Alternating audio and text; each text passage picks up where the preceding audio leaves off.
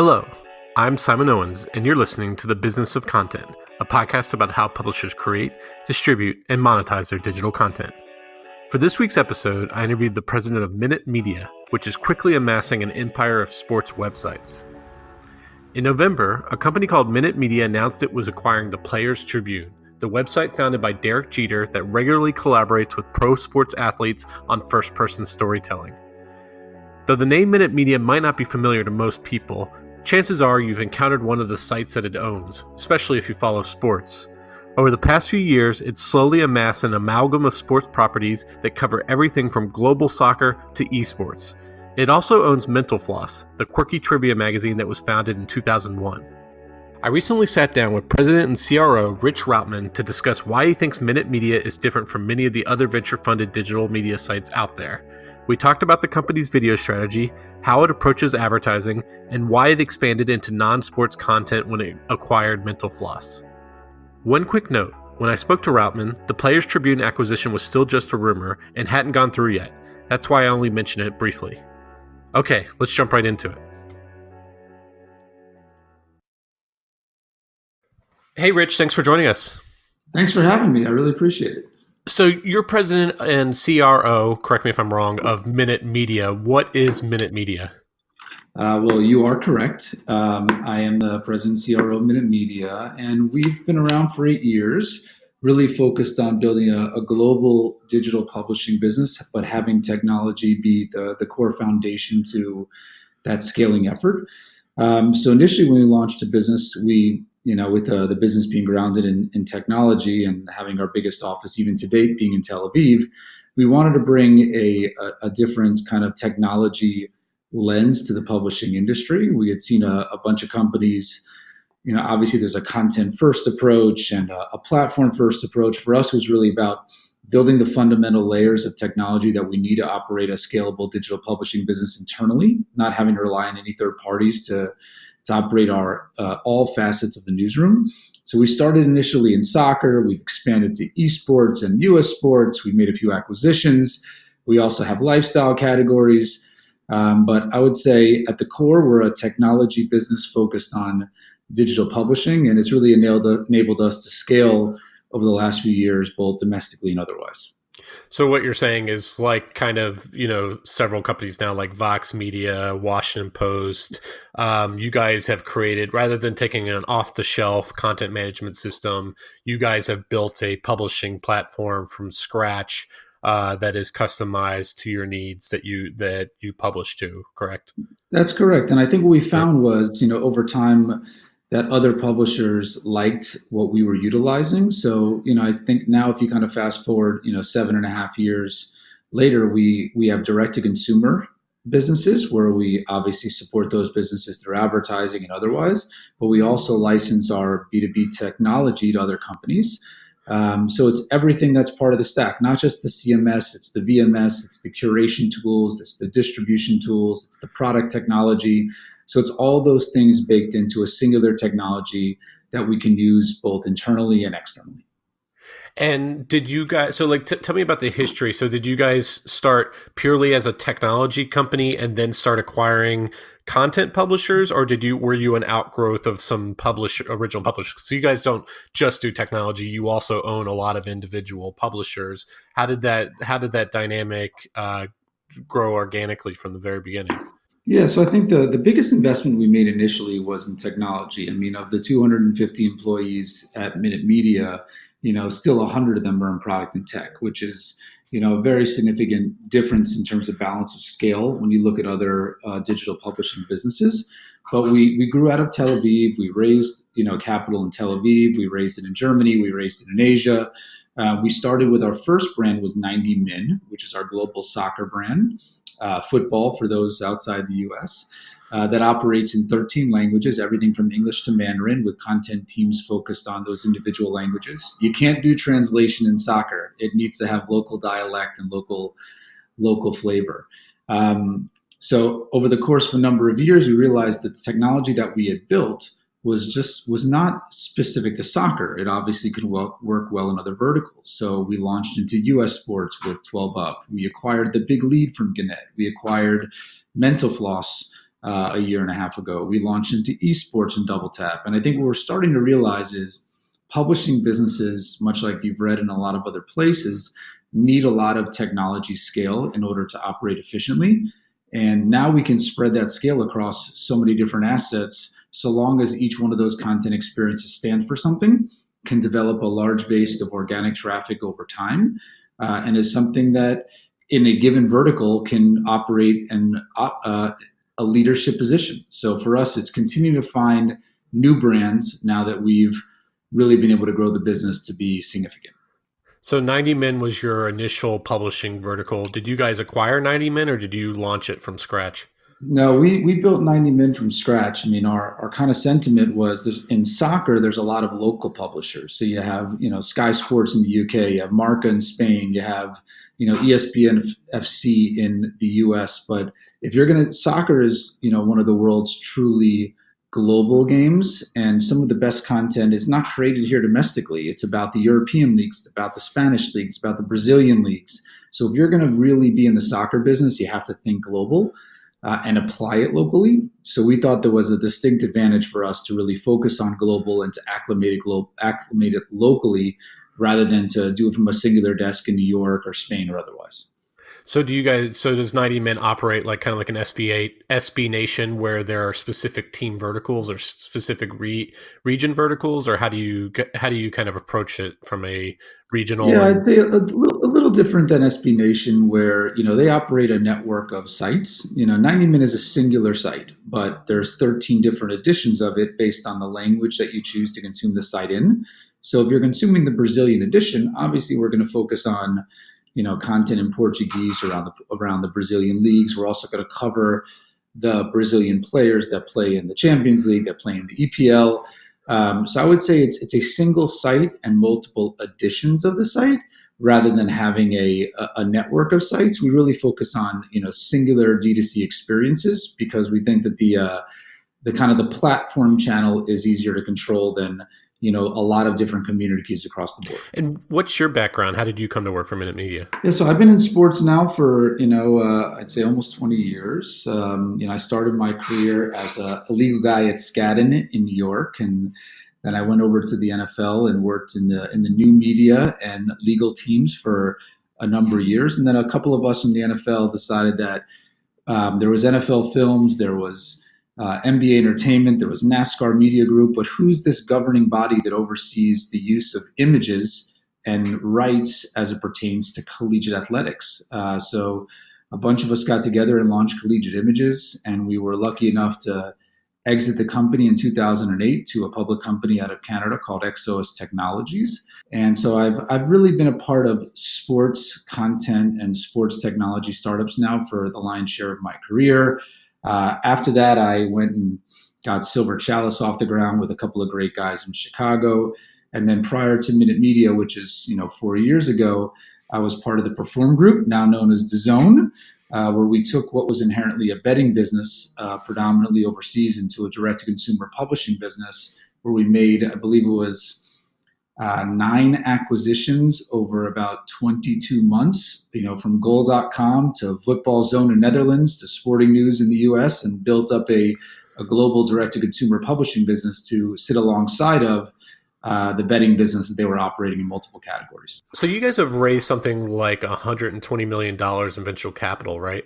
That is correct. Yeah, we've raised a significant amount of capital, which is because we believe the opportunity for us right now. There's so many great assets in digital media, and what you're finding in digital right now is that everybody is really struggling to get to a profitable digital business. And I think where a lot of companies have been really successful in building Sizzle, there's not a lot of companies that have been able to build Steak and Sizzle together. So for us, we've built a great foundation. The business is working really well. We're generating the right kind of audience. We're scaling revenues at over 120% per year. And there's an opportunity for us to utilize that foundation to expand into other verticals. So the capital for the business is not necessarily used for organic growth. That business can operate on its own. It's more about trying to find unique opportunities for us on the M&A side, and we're actively engaged on a number of great conversations. Yeah, so you guys have acquired, as you mentioned, Mental Floss, which is kind of like a kind of trivia magazine. You've acquired the Big Lead, which is a sports blog that's been around for a while. You're being floated as a potential buyer of the Players Tribune. We've seen a lot of these venture-funded media companies going on acquisition sprees. Vox Media just bought New York Magazine recently. Vice bought Refinery 29. What's going on here? Is this just about scale? I don't know that it's exclusively about scale. I think that what we're finding in the publishing industry, which is different than the print or television industry, is it requires a huge capex investment into technology to really operate the business the right way and to operate in a profitable fashion.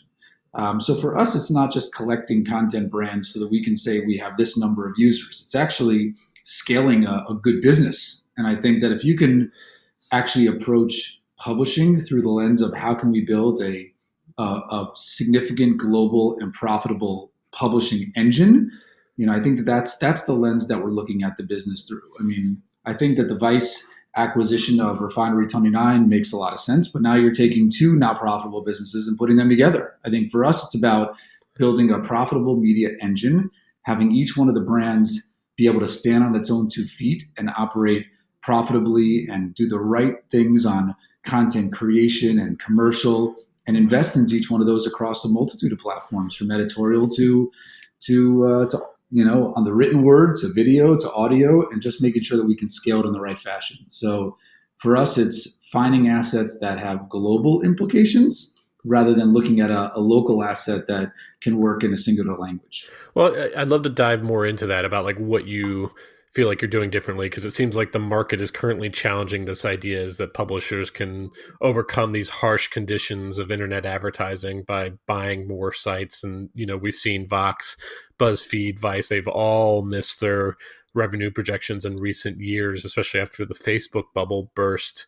Like, so can you talk a little bit more about that? Like, what kind of synergies you feel like you guys are having that might be different from what some of these other big plays are happening with some of these other venture funded companies? Yeah, I mean, I think that, well, first of all, the capital market informs that, right? So right now, unless you're in commerce or, subscription or otherwise, if you go into a venture firm and you're talking about an ad supported publishing business, there's no money in the market to fund those businesses right now. So I think that consolidation is happening by virtue of what's going on as it pertains to capital. A few years ago when Vox and BuzzFeed were raising significant amounts of capital, the market was in a different place than it is today. So consolidation is coming on the heels of really what's happening in the capital markets. And I think that it's probably a sign of not just companies getting together because it makes sense in the P&L. It's, we look at where the synergies are, not in cost savings, but in opportunities. So, we really, I think, have been strong at building infrastructure. We've been strong at building content operations that make sense and carry their own flavor to them. And we've been, really proficient at monetization, both domestically, internationally, in lots of markets around the world, with a focus around video. And I think where a lot of companies have kind of pivoted outbound with their distribution strategy, whether that's with Facebook Watch or YouTube MCNs, our focus from day one has been to build O&O audience. Because when you sell a deal, to have to split it up 5 ways is what creates that incremental EBITDA loss. And for us, if we can own audience across our own platforms, we can utilize our own technology in serving those audiences, and we can bring that value to other brands. We think that's where the future is. Because I guess if you kind of look at the generations that is digital media, initially it was portals, then it was websites, and now it's platforms. I think for us, we're building a platform, and a platform that can host a lot of D2C great brand experiences, and hopefully continue to invest into them over time. Well, and I guess another differentiation for you guys from those others is that aside from Mental Floss, and we'll talk about that in a little bit, but you guys are operating in mainly a single niche. So that in this case, sports. So do you feel like that gives you a lot of like cross publisher synergy because you guys are like you're kind of getting a lot more crossover audience than like Vox, where its Verge readers might not really read its its stuff from SB Nation or won't read its stuff from Vox.com, whereas you guys can do a lot of cross synergies both in content but also in advertising. Yeah, I mean, listen, I think Jim and the team at Fox has done an amazing job, first and foremost. I think at the end of the day, you have to find some area of your business to go deep into. I mean, one of the great business books I've read over the last few years is The One Thing. And, really great businesses have only been really great at doing one thing. And I think for us, if to your point, if you put Mental Floss on its own separate shelf and Mental Floss is a great business and we can talk about it, we've been really proficient in sports. And I think the deeper we can go into sports, not just in the US, but in other markets that can make 90 Min stronger in Brazil or in France or otherwise, I think the better organization we're going to become over time. So we think we have a significant advantage in sports, and we're going to continue to try to find opportunities to grow it domestically and otherwise. So talk about monetization. Like, how are you guys bringing in the majority of your money? Is it through programmatic display, or are you doing native? Like, how is it syndication, e-commerce? Talk to me about how you guys are approaching monetization. Yeah, I think that we kind of separate the businesses in two, revenue streams. One of them is platform, and the second one is advertising. So we generate a lot of revenues through our platform, whether that's in B2B licenses with other media companies like FanDuel, or whether it's syndication that we do with small to mid-sized publishers, or even license deals with MSN and otherwise. So that's one bucket, and let's just assume that makes up 50% of our revenues. The other 50% is a combination of sponsorship that we do directly with brands through our teams in London, New York, or Japan, or Sao Paulo. We've really invested in commercial infrastructure in those markets. But at the same time, we want to automate any type of advertising that can be automated. And we want to focus our commercial teams on storytelling.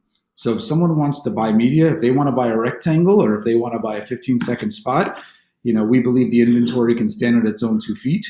And we want to set up the right integration with the advertiser, share as much data as we can with that, and allow them to make real-time decisioning. So programmatic for us is not a fallback point, it's a focus.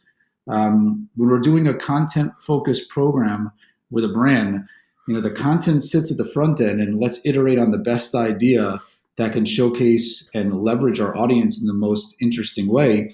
But then let's let all the media be, conducted in real time on the heels of that. The two of them can be untethered, right? We believe that, media is about audience, reach, viewability, and a lot of the KPIs associated with the media part of the program are significantly, different with the audience, with the KPIs that are focused with the content program. So we like to separate the two. I'll also say a really big differentiating factor for us is that we own really scalable video. I mean, in the US alone, we do, north of 1 billion video streams per month through our own video player technology. And as you know, video is the core of what advertisers want to buy. And we just happen to have, a significant amount of supply that is owned and operated by Minute Media. So it gives us our sellers a real significant advantage in the market. So there's lots to unpack there. First, let me just start on the content management publishing side. So you guys are kind of doing the same thing that Vox is doing with Chorus, with Washington Post is doing with Arc, where you say, hey, we've created this best of class publishing technology. We don't want to keep it to ourselves. Going to other publishers and saying, hey, instead of buying something off the shelf like WordPress, here, this is this highly specialized type of publishing platform. You can pay us some kind of licensing fee, and we'll basically white label this publishing platform for you that you can use it with your own sites. Yeah, and you can pay us a license fee if you're a company that wants to operate on your own, or you can take it on a rev share if you're a company that really needs additional operational and commercial support. So we've also licensed our technology to other publishers at no fee whatsoever, right? Because for us, we understand audience growth, we understand, infrastructure deployment, and we understand commercial. And in some cases, maybe even better than some of the partners that we have. So I would say it's either a SaaS model or a revenue sharing model, and we're open to either one of those as we kind of look at technology across the board. So are you selling advertising on these other sites that are operating independently, where you're saying, okay, here's our publishing platform? Where it makes sense, we're absolutely interested Mm-hmm. in it. If it's a premium brand that makes sense to be part of our platform, not network platform, where we control the end-to-end user experience, all of the data that flows in and out of it. They rely exclusively on our technology, and it effectively is an owned and operated brand, but in partnership with another company. Yes, we're open to selling advertising on that platform. If it's purely us putting our 300 by 250 onto their site, we're not interested at all. But if there's a deep integration, I think for us, it's a natural extension to one of our owned and operated brands. So kind of talking about the video stuff, first of all, would you consider yourself a video first company or a text first company? I mean, your answer is probably both, but like in terms of the investment and what you think the future of the company is, like do you see the biggest piece of the pie coming from video? I see the biggest piece of the revenue pie coming from video, but I would say we're really a tech first company, and that unveils itself in a number of different ways. We have made a big investment in the last 4 years into video, and it's because when we looked at the industry and we were evaluating the tools that we needed as a publisher, we saw a lot of desktop first video technologies, and we're a mobile publisher. When you really look at our traffic and our audience and how our users interact with our products. So we had the opportunity to buy a lot of off-the-shelf solutions. All of them are really solid.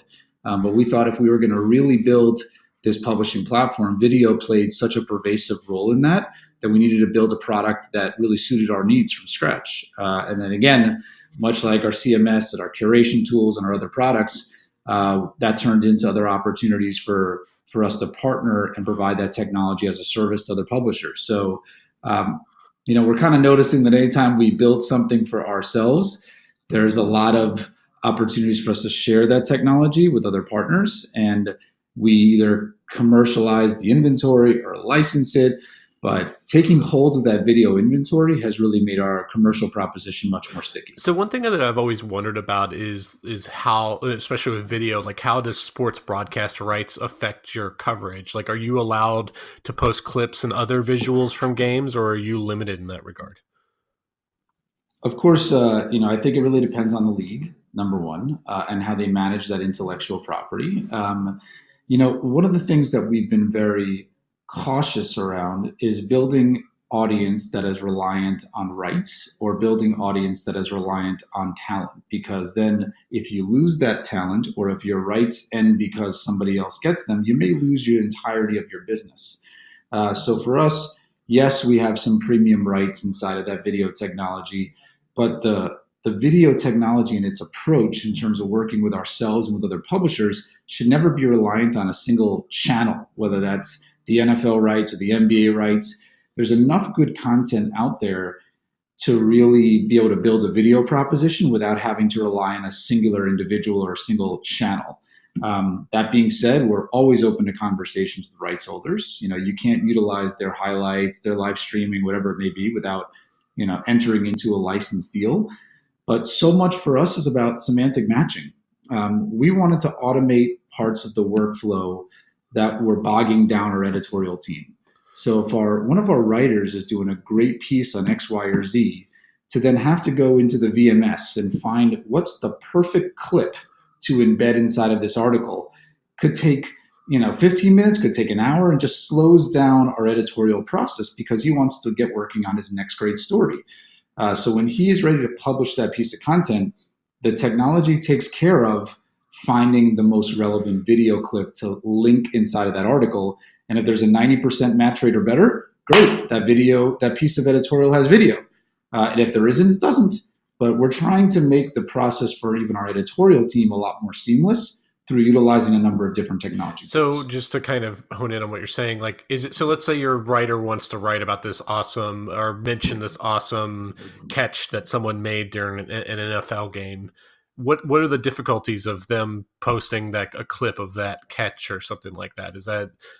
Well, if you have the rights to utilize that clip, it's no problem, right? But you have to have an NFL license or an NBA license, and Is that a domestic license? Is it an international license? Can you leverage that license on local media properties or one of your national media brands? So the licenses, and going back to my licensing days, which I spent 10 years in college sports licensing, the rights are carved up so many different ways that the usage associated with it could either be narrow or wide. I think for us, it's more about finding, if it is a video highlight that needs to be injected, makes sense. But in a lot of cases, it isn't, because game recaps and game previews, for the most part, are table stakes. People, our businesses and our direct-to-consumer brands, they're largely lifestyle by nature at the intersection of sports. So I don't think you're going to find a lot of game previews and game recaps on any one of our sites. It's an area where there's already so much clutter in our space today. That's not a place that we're going to differentiate.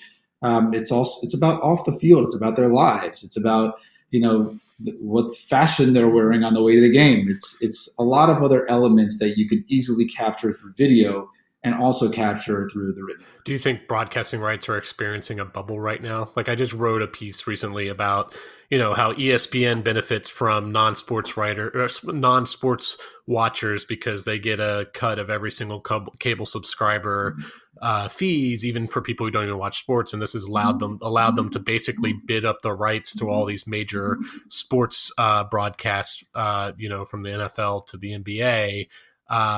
Is it just a matter of waiting for these bubbles to pop before like smaller publishers can get in on the bidding for those rights? Yeah, I mean, I think that there's an interest from the rights holders to create as much of a competitive environment as possible, right? I think the new platforms, the Netflixes, the Amazon Primes, the Facebooks, and others getting into the bidding environment is good for the rights holders. That being said, I don't watch TV anymore, so I mean, if I watch TV, it's for live sports exclusively. And when I'm not watching TV, for me, it's exclusively about the subscription platforms. I watch my Netflix, I watch my Amazon Prime, but I will say that even when I watch TV, it's not as often as I did, 10 years ago, and it'll certainly be less often in 5 years from now. So I don't know if the bubble is effectively bursting as much as there's a need for those television operators to build great experiences that are not linear channels. And I think if they do a great job there, ESPN Plus or Fubo or anybody else, I think that's where my viewing habits are going to.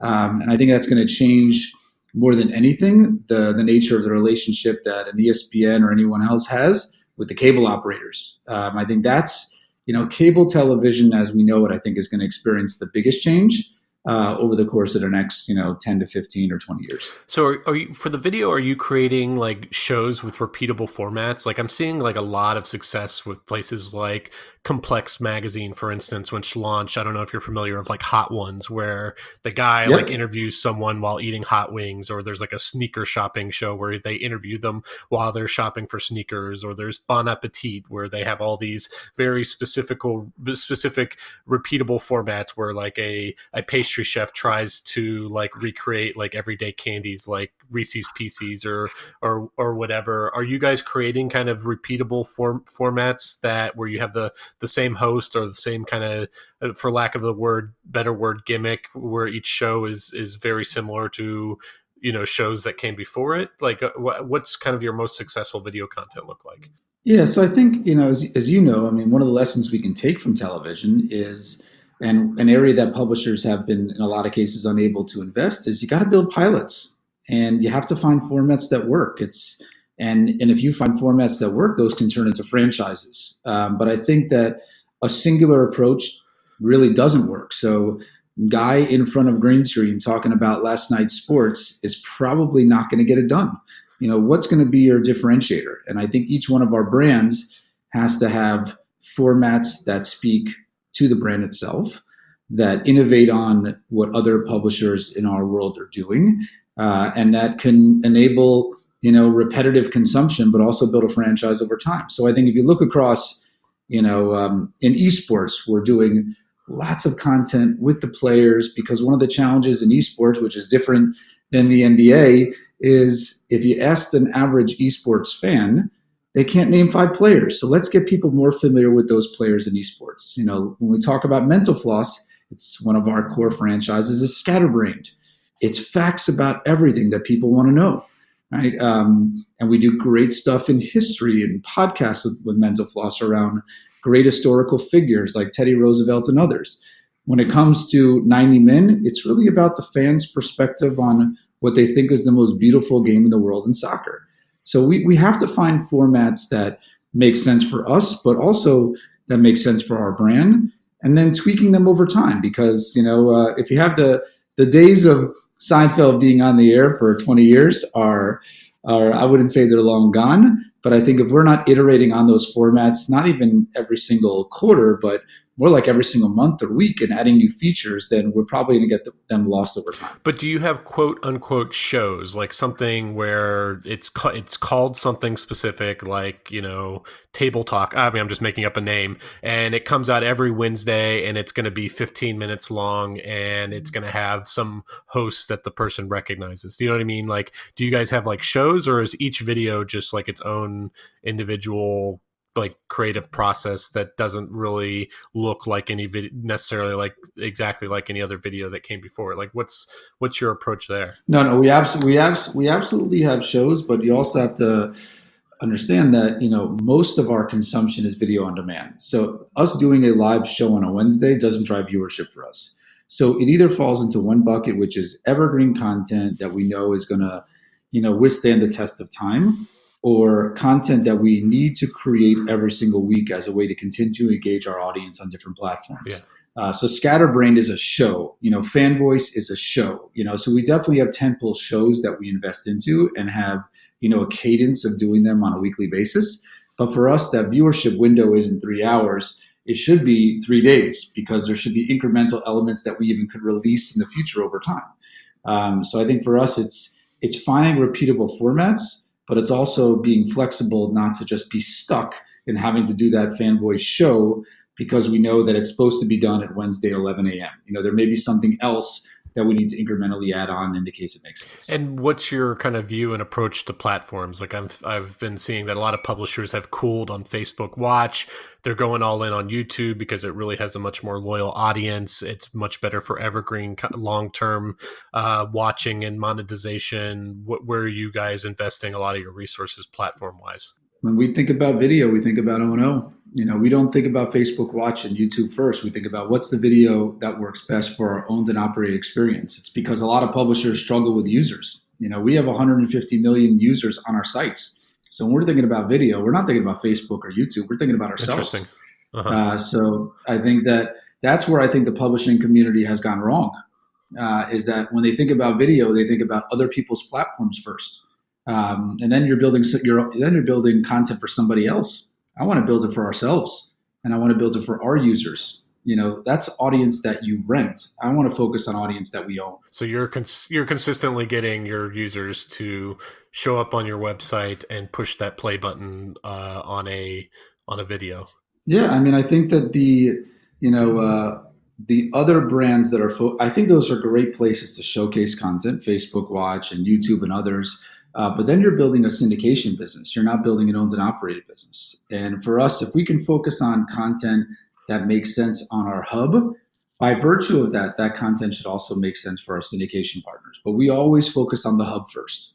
And syndication is the repetitive use case for that content in other places, not the business model that underpins us entering into a new content vertical. So is that a matter of just windowing strategy, like putting it on the website first and giving it like a 12-hour head start before you post to YouTube and Facebook? Or is there a ton of video content that's exclusive to the website that you refuse to post to YouTube and others?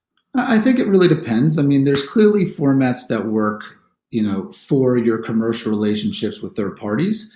If I had to order our priority, number one is content that makes sense for the users that we own and engaging them every single day, multiple times per day in multiple languages and bringing them back. If there's franchises that we also think could make sense on other partners' platforms, that's the secondary KPI. But for us, first and foremost, it's about building franchise experiences on our owned and operated platforms. If there's a huge license deal to be done with a Netflix, an Amazon, a Facebook Watch, or otherwise, we're always willing to listen. But I think when you're trying to grow a business like us and you're trying to grow, hundreds of millions of users and hundreds of millions of dollars in revenue, I think if you're focused on, $1 million license deal with Facebook Watch, that may be, not the right focus for your business right now. For us, it's really trying to find places that can scale well. Why did you buy Mental Floss since it's not a sports publication? Mental Floss. First of all, at the time we're definitely looking at broadening the business to include both sports and lifestyle, which we are today. I would say, although a lot of our focus, these days is going towards sports deals, we found, that being in sports and in lifestyle at the same time had a lot of corollary. Mental Floss was an opportunity that presented itself through one of our partners. It's a brand that has been around for a long period of time, originally in print, then into digital, and just the volume of organic audience that they have and the sustainability of that audience was something that really attracted them to us. And also, to be fair, their team is awesome. So when we sat down with their team and understood more about their content approach, how they were differentiated versus the other, direct-to-consumer brands in their space, it was, for us, it was a really quick conversation, and it was a deal that we closed in 90 days. And it's a business that is thriving now that they really needed technology and they needed better commercial. They were stuck inside of an old print company in a lot of cases. So it made a lot of sense. It's a business that we know can scale in markets like the UK and in Australia and perhaps in other languages. So it had a lot of synergies with what we did really well. So I would say, much like the big lead, we just felt like it made sense for us to enter into that vertical almost a year and a half ago. Is that a gateway into e-commerce? Because it seems like Mental Floss would be a good product recommendation vehicle. Yeah, Mental Floss does great in e-commerce. They are a product recommendation engine. I think, it's not an area that I would say we've exploited very heavily at this time. We actually brought Mental Floss back to print about 6 months ago through a commemorative edition that we did with Barnes and Nobles that had asked us to, can you just please give us one more, run at this magazine? So I think that there are some one-off opportunities for us with Mental Floss that don't present themselves with other brands, perhaps commerce, perhaps, other platforms. But I think we've really focused, on the core of doing content that makes sense for the brand, investing into audio, investing into other areas that the brand could grow, including the UK, where Mental Floss organically has almost 2.5 million users, and we really haven't even touched the market yet. So I think for us, it's really just trying to find the areas that we know can scale over time. And e-commerce is a hard play for sports and politics and stuff like that, right? No, it's really tough. Yeah. It's really tough. I mean, sports, yes. I mean, politics, even more difficult. Mm-hmm. Politics just generally is very difficult to monetize these days. And I'm not so sure that you'll ever see us get into politics and news. I think it's probably an area we're going to shy away from.